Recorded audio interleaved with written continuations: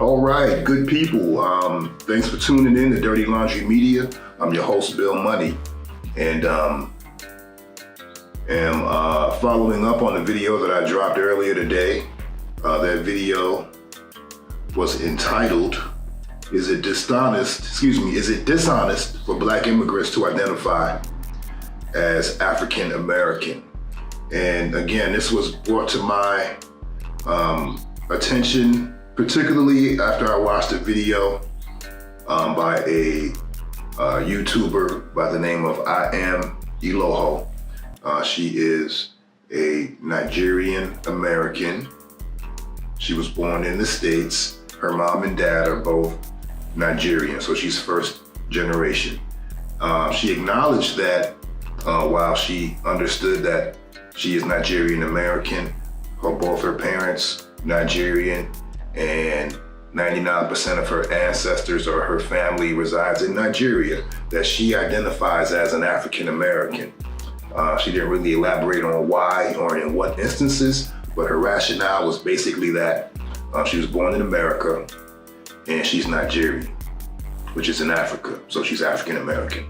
I do believe it's a little more to it than that, however, but it's one of these things that is hard to determine based on skin color alone.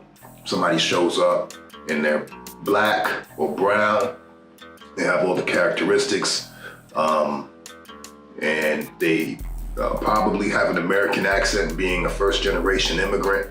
They probably can claim affirmative action, other programs that were set aside for Native Blacks. Again, when affirmative action was created, I believe Native Blacks made up 99% of the population. So with the influx of immigration beginning in the 60s, in 1965 with the Immigration Act, the Native Blacks were continually being forced to compete with immigrant Blacks. And then our children were being forced to compete with the offspring of immigrant Blacks, where they have been able to claim benefits that were set aside for descendants of slaves. And that's where I believe the tension comes in, because once people, realize, like, wait a minute, like all this time, we've been embracing you guys, we've been fighting for you guys, allowing you guys to gain a foothold, and looking at you guys as allies, and not realizing that on the political front, that, by virtue of our skin color, many immigrant Blacks being able to pass as Native Blacks, particularly second or first or second generation offspring. So that is what is, first and foremost in my mind. And I know we always say that, Caribbean Blacks or African immigrant Blacks make up of roughly 5 million in the population of the United States. As accurate as those numbers could be, I guess. Who's to really say? I could point to the conflict between the illegal immigration from the southern border, from Mexico and Central America. Some say it's 11, 12 million. New reports say it's as much as 22 million. Median reports say it's about 16 to 18 million. So who really knows when we have a large portion of the population that's going uncounted? So again, my main focus is politics, because politics is the distribution. It's about the distribution of resources, limited resources for your group. So as a group, American descendants of slaves are becoming more self-interested, as opposed to times past where, we seem to rush to the political aid of others. And in doing so, have allowed ourselves to be pushed to the back. But it's 2019, and I believe many of us are waking up, particularly to the Democratic Party, the Congressional Black Caucus, which you can check my channel. I have several videos highlighting some of the failures or the foibles, downright treason, I'd like to say, of the Congressional Black Caucus in their constant support for immigration in all its forms. Again, legal, illegal. I'm not against immigration as a policy. I am for immigration, but it has to be checked. I am not for unchecked immigration because it particularly hurts those at the bottom who are Native Blacks, American descendants of slaves, particularly Black men in the labor pool, the unskilled labor market.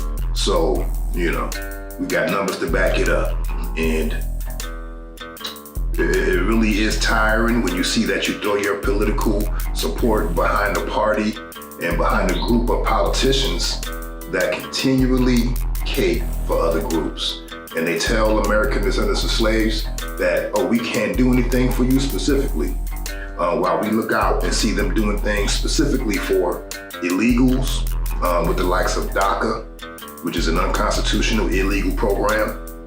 And what they have essentially done with DACA under President Barack Obama is they've essentially created and made illegal aliens, in this case, a protected class.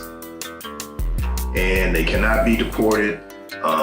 There's legislation on the books to make sure that they have free legal aid, free legal representation, free school, as far as grants and scholarships and things to go to college. And these are for illegals, and these are specifically for them and no one else. And you know, the illegal immigration numbers from the Mexican border or from Mexico and South America or Central America are astonishing. They clearly outpace any other group when it comes to sliding across that southern border. So yeah, that's where I'm at with it. Anybody wants to drop down in the comment section and let me know, you know, how they feel. Again, it's not hate. You know, this is a political process. Politics is about inclusion, exclusion, self-interest, and about distribution of limited resources for your group. And you must have an agenda about what resources your group requires. You must have a plan of action and a strategy in which you will move with in order to acquire those limited resources for your group. And if the person or persons that you are sending to acquire those resources, to bargain and politic on your behalf for those resources, if they continually come back empty-handed, well, for the likes of John Lewis, Jim Clyburn, and others, it's time to make sure if you're going to be useless, we send you home. So that's where we're at with it, American descendants of slaves. We're coming, we're here, we're everywhere. We're popping up everywhere. And I believe we're pissing a lot of people off. But rather than fight against it, I think they should embrace it because it's the right thing to do. You know, we have bleeding hearts for so many other groups, for so many other causes. But when it comes to the cause of the American descendant of slaves, it seems like everybody loses their moral compass. They lose their compassion, they lose their empathy, they lose their sympathy. And seems to be that they're no longer interested in justice for all. So that's where I'm at with it. Again, get in the comment section, let me know how you feel. Follow me on Twitter at Bill the Icon. Follow me on IG at I am Bill Money. Don't forget to like the video, subscribe to the video, share the video. And if you have any ideas for any other videos, please again, drop down in the comment section and let me know. Again, this is Bill Money, your host of Dirty Laundry Media. We'll be back.